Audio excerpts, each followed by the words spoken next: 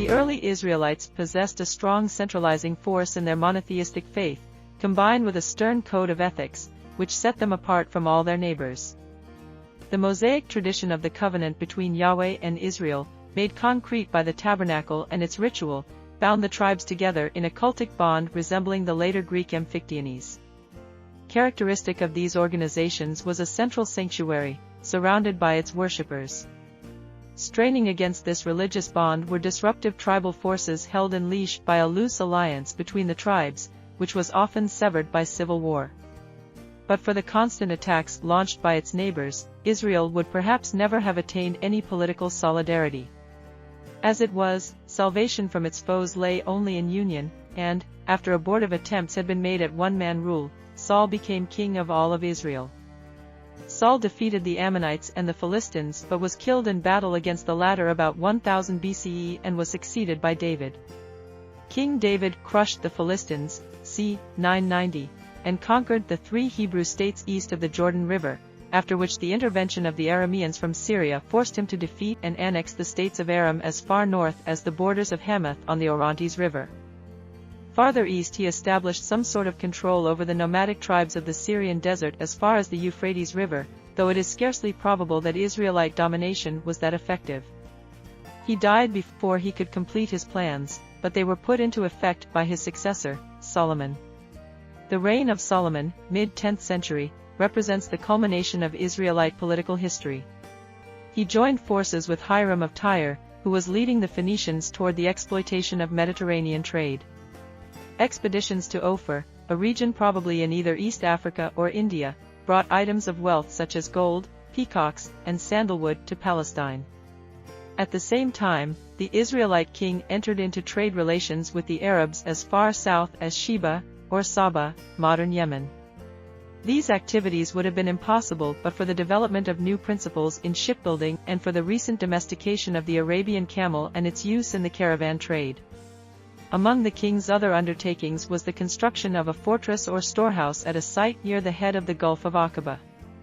The modern site, Tel el Khalifa, may have been the biblical Ezion Geber. Most of the kingdom's wealth was spent in elaborate building operations, which included the Temple of Jerusalem and the royal palace, as well as numerous fortified towns.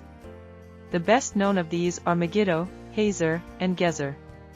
But royal activities on such a vast scale cost more than was produced by foreign trade and the tribute of vassal states, and the Israelites themselves were forced to submit to conscription in royal labor gangs as well as to heavy levies of various kinds.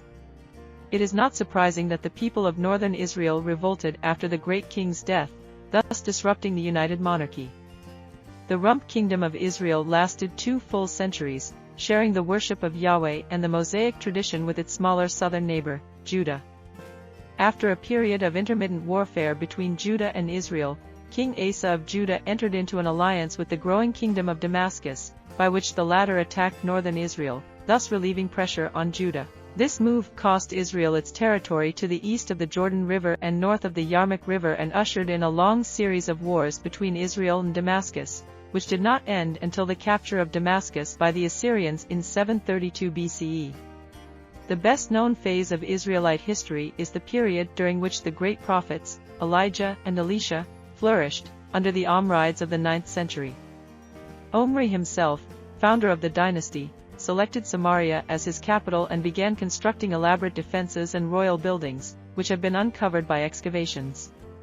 His son Ahab was alternately hero and villain of the principal stories of the prophets. He became involved in complex international maneuvers, which ended with his ignominious death at Ramoth-Gilead. The dynasty of Omri ended amid torrents of blood. It was followed by the dynasty of Jehu, which lasted nearly a century. This was a period of extreme oscillations, from the catastrophic defeat of Israel, c. 815 BCE, and the destruction of its army by Hazael, king of Damascus, to the triumphs of Jeroboam. Meanwhile, Judah also oscillated between periods of prosperity and weakness. When it was strong, it controlled Edom and the caravan routes of the south from Midian to the Mediterranean. When it was feeble, it shrank behind its own narrow boundaries. Great kings such as Asa, Jehoshaphat, and Uzziah alternated with weak kings. In 741–740 the death knell of independence in Syria and Palestine was sounded by the capture of Arpad in northern Syria by the Assyrian king Tiglath-Pileser III. Events unfolded with dizzying speed. In 738 Israel and Judah paid tribute to Assyria for the first time in decades. In 733 the Assyrians devastated Gilead and Galilee, turning the entire land into Assyrian provinces except for the territory of two tribes, western Manasseh and Ephraim. In 732 Damascus was captured and Aram ceased to exist as a state, and in 725 the siege of Samaria began. Finally, in the first months of 722, Samaria was taken and Israel became politically extinct. Assyrian and Babylonian rule. Judah was left the sole heir of the legacy of David and Solomon. Hezekiah 715 c. 686, lured by promises of Egyptian aid, attempted to resist Assyria but was defeated and compelled to pay a crushing tribute. It is possible that only the timely intervention of an epidemic that decimated the Assyrian army of Sennacherib saved Judah from total devastation. The eloquent guidance of the prophet Isaiah restored the morale of the people, and even the weakness of Hezekiah's son Manasseh did not bring complete ruin.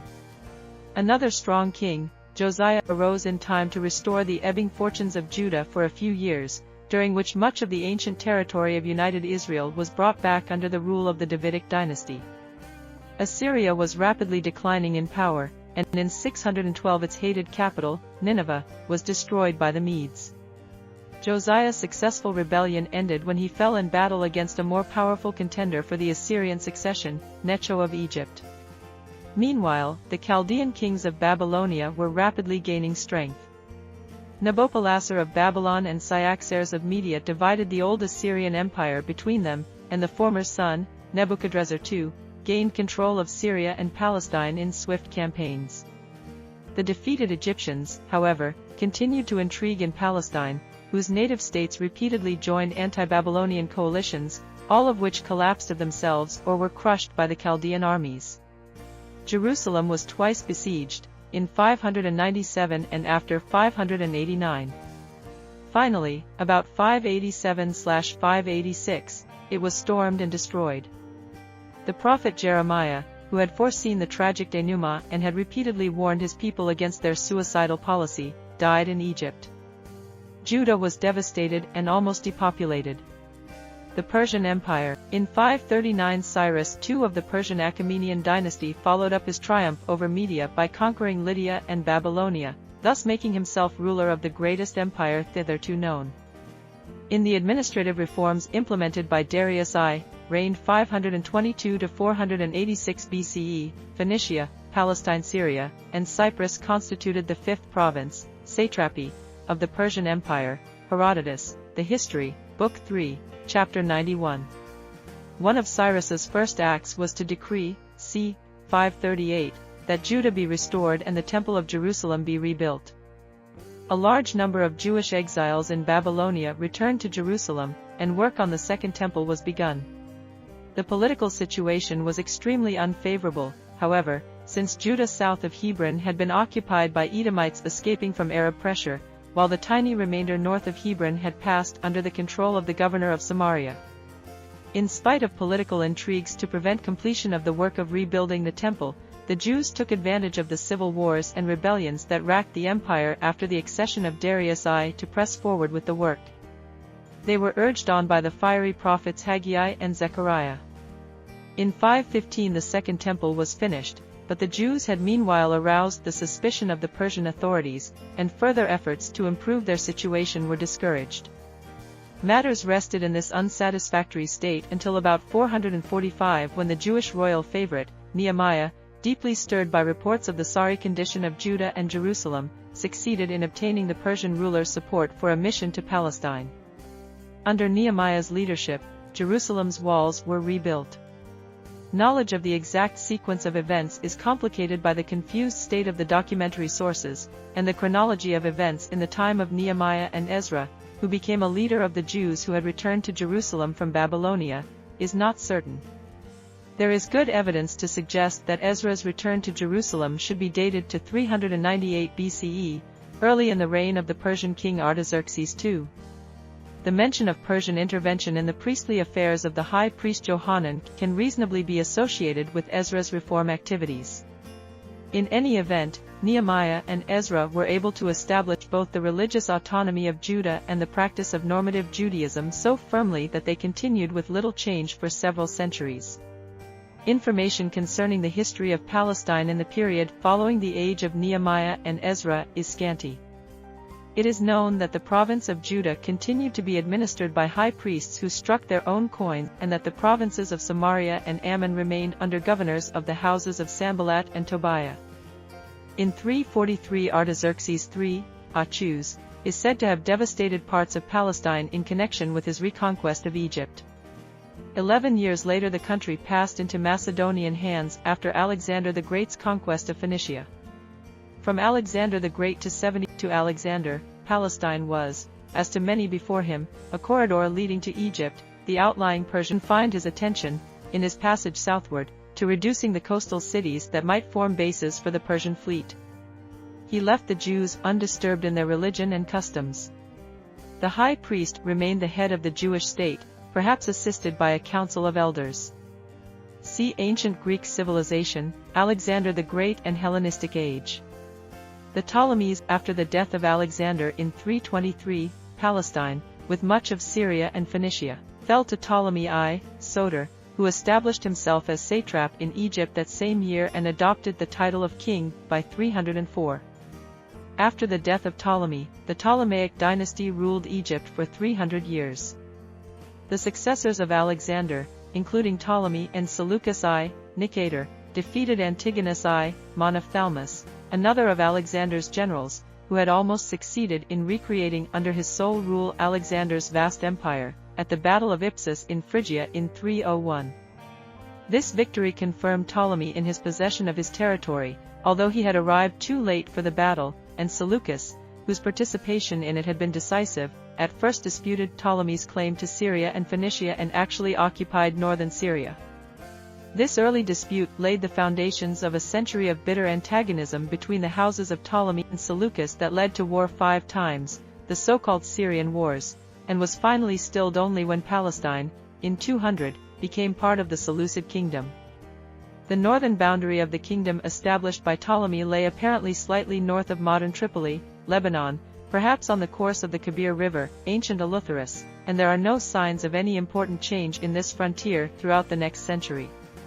Of Ptolemaic rule in the southern part of this territory, Palestine, little is known.